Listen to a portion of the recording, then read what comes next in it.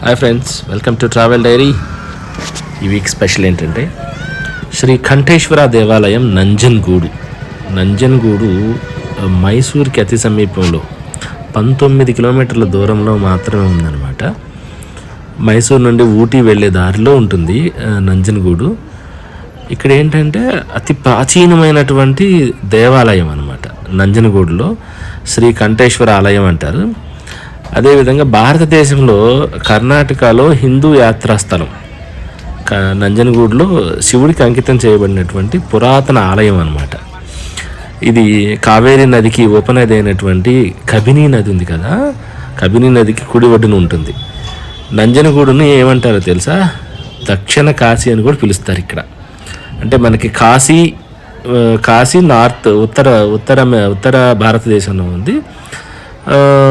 ఈ నంజన్గూడులో ఉన్న దేవాలయంని దక్షిణ కాశీగా పిలుస్తారనమాట. ఓకే, సో ఈరోజు మనం దక్షిణ కాశీ నంజన్గూడు దేవాలయానికి విజిట్ చేద్దాం. ఇక్కడ సందర్శించి ఇక్కడున్న ప్రత్యేకతలు ఏంటో తెలుసుకుందాం, ఎలా ఉంది ఏంటనేది. Okay, let's go. ఇప్పుడు నంజన్గూడు ఎంట్రన్స్ అనమాట. నంజన్గూడు శ్రీ కంఠేశ్వర దేవాలయంలో ఇప్పుడే మనం ఎంట్రీ పాయింట్లో ఉన్నాం అనమాట. ముఖద్వారం చూడండి, చాలా హైట్ ఉంది. అసలు ఇక్కడ ప్లేస్ కూడా చాలా ఓపెన్ ప్లేస్ ఉందన్నమాట టెంపుల్కి ముందు. సో టెంపుల్లోకి వెళ్ళడానికి మనకి యాక్చువల్గా ఏంటంటే వీడియో షూటింగ్, వీడియో రికార్డింగ్ ఎక్కడ అనుమతి లేదు. సో దానివల్ల ఏంటంటే మనం టెంపుల్ సరౌండింగ్స్లో మాత్రమే షూట్ చేశాను నేను. సో నాకు తెలిసినటువంటి ఇన్ఫర్మేషన్ ఇక్కడ షేర్ చేస్తున్నాను అనమాట. దేవాలయం మాత్రం ఎక్సలెంట్గా ఉంది. బయట నుంచి చూస్తే మీరు చూడండి సరౌండింగ్స్. ఇక్కడ చుట్టుపక్కల ఇట్స్ మోస్ట్ హ్యాపెనింగ్ ప్లేస్ అనమాట. కావేరీ నదికి ఉపనది అయినటువంటి కబినీ నది ఒడ్డునే ఉంది. అంటే మెయిన్ రోడ్డు ఉంటుంది. మెయిన్ రోడ్డు పక్కనే కబినీ నది ఉంది. సో కుడివైపున దేవాలయం ఉంది. ఇక్కడ ఎండాకాలం వచ్చి ఇప్పుడే లోపలికి వెళ్తున్నాము. చూడండి ఎంట్రీ పాయింట్. సో ఈరోజు రష్ బాగానే ఉన్నారు, చాలా రష్ ఉంది. బట్ సంహవ్ వీడియో అయితే షూట్ చేయడానికి ట్రై చేశాను కొంతవరకు. అంటే దేవుణ్ణి షూట్ చేయడానికి కాదు, కానీ లోపల భాగం, గుడిలో ఉన్న లోపల భాగం మాత్రమే షూట్ చేశాను. చూడండి, ఇక్కడ లోపలికి ప్రవేశించామన్నమాట.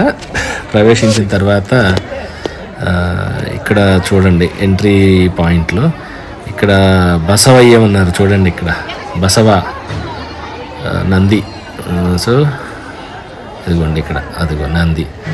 చాలా ఎంత పెద్దగా ఉందంటే చాలా గంభీరంగా ఉంటుంది. ఇక్కడ అంతరాలు కూడా ఇస్తారనమాట. అక్కడ నంది దగ్గర పూజ చేసిన అంతరాలు ఇస్తారు. ఎవరైనా కావాలంటే కూడా తెచ్చుకోవచ్చు. చిన్నపిల్లలకి బాగా పనిచేస్తాయని అంటారనమాట. ఏదన్నా చిన్నవి ఏదో ఉంటాయి కదా, చిన్నపిల్లలకి వేసే అంతరాలు ఇక్కడ ఇస్తారు. అంత 10 రూపాయలు అంతా తీసుకుంటున్నారు. సో ఇది మెయిన్ ఎంట్రన్స్. ఇక్కడ నంజన్గూడు, ఇక్కడ శ్రీ కంఠేశ్వర దేవాలయం చాలా అద్భుతంగా నిర్మించారు. ఇన్ఫ్యాక్ట్ చెప్పాలంటే అసలు కళ్ళు చెదిరిపోతాయి అనమాట, అంత అద్భుతంగా నిర్మించారు నంజన్గూడులో శ్రీ కంఠేశ్వర దేవాలయం. అదేవిధంగా చరిత్రలోకి వెళ్తే 9వ శతాబ్దం నుంచి 19వ శతాబ్దం వరకు అనేక మంది రాజులు పరిపాలించారు ఈ ప్రాంతాన్ని. గంగులు అనే రాజు, చోళులు పరిపాలించారు, హొయసాలులు, ఇంకా ముఖ్యంగా చెప్పుకోవాలంటే శ్రీకృష్ణదేవరాయలు వారు, వడయారులు. సో వివిధ దశల్లో ఈ ఆలయాన్ని అభివృద్ధి చేశారనమాట. శ్రీకృష్ణదేవరాయలు వారు అంటే ఇంక తెలిసిందేగా, ఆయన అసలు మన భారతదేశంలో దేవాలయాలను ఎలా నిర్మించుకుంటూ వెళ్ళారో తెలుసు కదా. అసలు అప్పట్లోనే ప్రాచీన కాలం అప్పట్లోనే ఆధునికతను పొందుపరిచి దేవాలయాలను నిర్మించినటువంటి ఘనత శ్రీకృష్ణదేవరాయల వారికే. సో ఇక్కడ కూడా ఆయన హస్తం ఉందన్నమాట. అయితే టిప్పు సుల్తాన్కి కూడా బాగా మంచి ఇష్టమైన దేవాలయం అనమాట శ్రీ కంఠేశ్వర దేవాలయం. అప్పట్లో ఇక్కడ ఒక చరిత్ర ఉంటుందన్నమాట. టిప్పు సుల్తాన్కి సంబంధించినటువంటి ఏనుగు కంటి వ్యాధి నయమైందని చెప్పేసి అక్కడ ఆలయం నుంచి తీర్థం తీసుకుంటాడు అనమాట. సో చాలా నమ్మకం ఉంటుందన్నమాట టిప్పు సుల్తాన్కి కూడా ఈ శ్రీ కంఠేశ్వర దేవాలయంలో ఉన్న స్వామి వారి మీద. అదేవిధంగా నంజన్గూడులో ఈ దేవాలయానికి దక్షిణ కాశీ అని పేరుంది కదా. అదేవిధంగా దక్షిణ మణికర్ణిక అని కూడా పిలుస్తారనమాట. చాలా ప్రాచీనం. ఇప్పుడు మనకి కాశీ క్షేత్రం ఎంత అద్భుతం, ఎంత ఇదిగా ఉంటుందో, అదేవిధంగా దక్షిణ భారతదేశంలో దక్షిణ కాశీ శ్రీ కంఠేశ్వర దేవాలయం నంజనగూడులో ఉంది. మనకి కాశీని సందర్శించుకోలేకపోతే మీరు బెంగళూరుకి అతి సమీపంలో ఉంటే ఈ దేవాలయాన్ని సందర్శించుకుంటే మీకు కాశీలో ఉన్నటువంటి విశ్వేశ్వరుని దర్శించుకున్నట్లే. రెండు ఒకటే అన్నమాట. అదేమో ఉత్తర భారతదేశంలో ఉంది, ఇది దక్షిణ భారతదేశంలో ఉంది. దేవాలయాలు అతి ప్రాచీనమైన దేవాలయాలు అన్నమాట.